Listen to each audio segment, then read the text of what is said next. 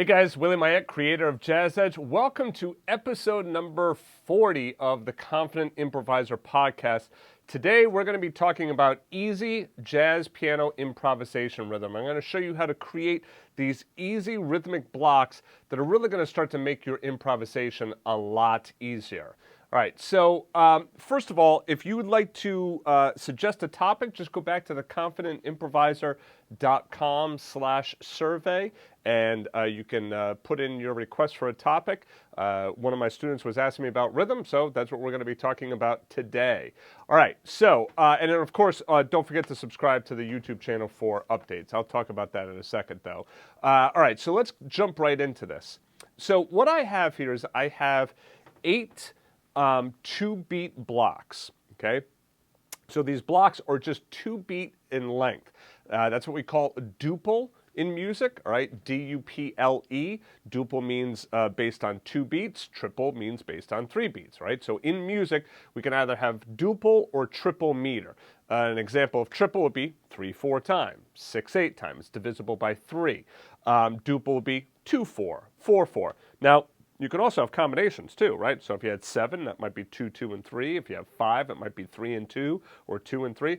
Anyway, so these are 2-beat rhythms. Now, why are we using 2 beats of a rhythm rather than the entire 4 beats? The reason we're using the 2 beats is it makes it a little bit easier for you to be able to quickly get that rhythm down, get it under your fingertips. But then also, don't forget, you can just combine together two 2-beat rhythms, and now you got 4 beats. So it offers you a little bit more flexibility because now you don't have to worry about trying to take away some beats if you're moving to, like, say, 2-4 time. All right, so we have these 8 different rhythms, like I said. All right, so the first one here is di-ba-da. Number 2 is da-di-ba. Number 3 is ba-di-ba. Number 4 is di-ba-di-ba. Number 5 is ba-da.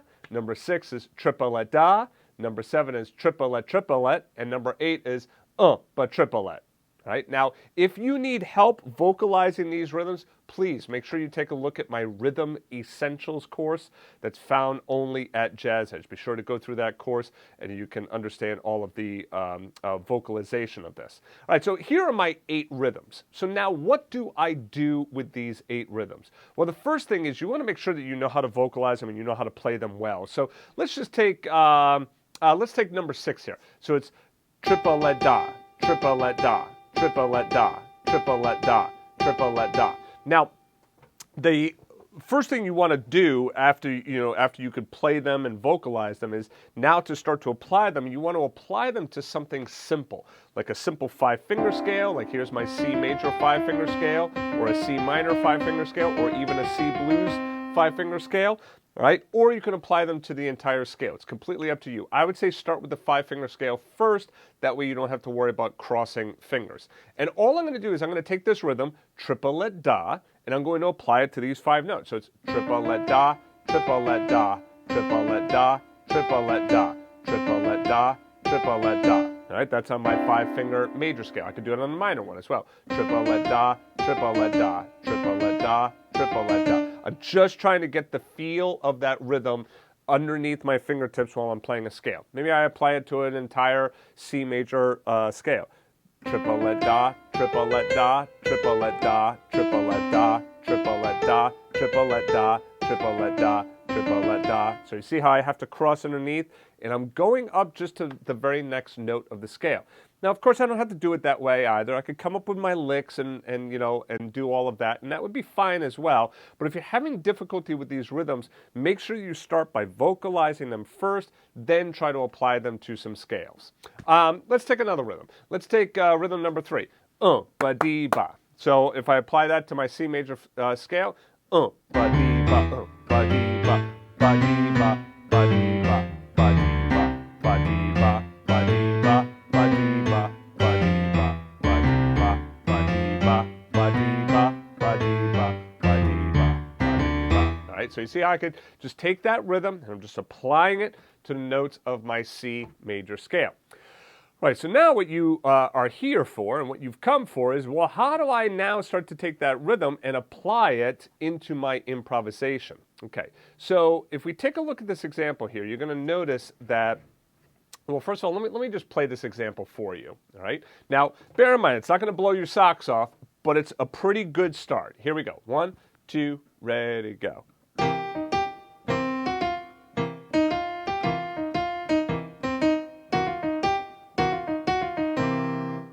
Okay, not so bad, right? And all I'm doing here is, it's very, very simple. I'm just utilizing my C 5-finger blues scale, and those notes are C, E flat, F, G flat or F sharp, and G, right? So it's just those 5 notes, and I'm applying the rhythm to these notes of the scale.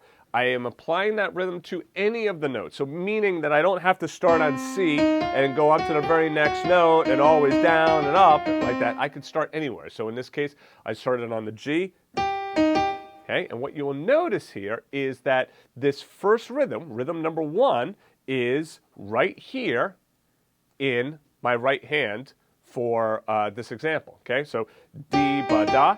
Okay, and then what do you notice for the next one?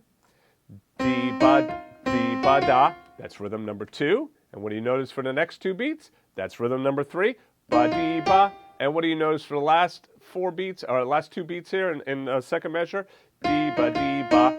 That's my number 4, all right? So that's example number 4. So all I did was I literally took these examples, 1, 2, 3, and 4, and I applied notes from the scale to those examples. So now, the question would be, well, how do I utilize this in my practice? What would be a fun way of utilizing this in practice? Well, what I would do is I would take and I would create index cards of each of these rhythms. Okay, so I would take rhythm number 1, rhythm number 2, or 3, 4, 5, 6, 7, 8, and I would put these on index cards. Now, you can also download this sheet music and you can print it off and do it that way if you want to, all right? Or if you have Sibelius or MuseScore or any other notation software, you could just come up with your own stuff. But I would take these 8 rhythms and I would create 8 different cards. And I would then take those cards and I would put them in any order. So like maybe I might start with number 2, then I do number 4, then I do number 8, and then number 6. Okay, now remember, these are 2-beat rhythms or 2-beat blocks. So that's going to give me how many measures in 4/4 time? If I have 4 cards, 2 beats, 2 times 4 is 8, 8 beats, that's 2 measures in 4/4 time. So now the first thing I'm going to do is I'm just going to go through and I'm just going to practice these, right? I'm going to do them right in order. So I'm going to do 2, then 4, then I'll do 2, 4, 8, and 6. I'll just number these to see how. So number 2, number 4, number 8, and then finally number 6. Okay? So here we go. Da, di, ba, triple let, da. Okay, so I was going from number 2 to number 4 to number 8 to number 6, right? And I want to just play that and get that down nice and well. Da, di, ba, triple let, da. Again, if you don't know the vocalization, check out that Rhythm Essentials course. All of it is explained right in there. All right, so now that I have those 4 cards all laid out on my piano and I have this rhythm in front of me, da, di, ba, triple let, da. Now I will take that and maybe I'll play like a C7 chord shell over here. Maybe I do a bass line. Whatever you want to do for your accompaniment, that's completely up to you, all right? So that I'm just going to do something simple with my just C7. I'm just going to play that 4 to the floor. And in the right hand, I'm going to use the notes of my C blues scale, okay? So here we go. Da, di, ba, triple let, da, da, di, ba, triple let, da, da, triple let, da. Okay, so I just went through 3 times and I created different lines and different licks and different improvisation by taking these different cards, laying them out in front of me. Right now I'm just laying them out on the screen here for you, but you see the order 1, 2, 3, 4, right? So that's my order in which I would lay them out. Okay, I take that, I master that rhythm, I get that rhythm down, then I start to apply those notes to that rhythm. I'm going to tell you, this is a super, super powerful concept, all right? So if you work on this and you really get down these different rhythms and then you can really start to apply these notes to the rhythm, you're going to notice a big change in your playing. Why is that? Because rhythm is the engine of improvisation, right? It's less about getting the right notes, okay? Right notes are just complete BS in many ways. It's more about the rhythm and the way that you approach those notes. Right? So stop worrying about like, oh, am I getting the right notes? Don't worry about that. You can play the wrong notes all over the place, but if you play them with good rhythm, they're going to sound halfway decent. But you can play all the right notes all of the time, but if they're played with crappy rhythm, well, guess what? Your improvisation is going to sound the same. All right? All right. So anyway, like I said, be sure to sign up for updates on the channel. That way you get these videos when they get released, all right? Just do a search on YouTube for JAZZEDGE. And if you want daily jazz piano lessons, I got a brand new site now, Jazz Piano Daily. Just go ahead right over to Jazz Piano Daily. There is no cost to sign up for these daily piano lessons, all right? Literally all you have to do is just put in your name and email address, and you're good to go. So jazzpianodaily.com. Be sure to go back there, put in your name and email address, and I'm looking forward to seeing you guys in the next lesson. All right, take care, guys.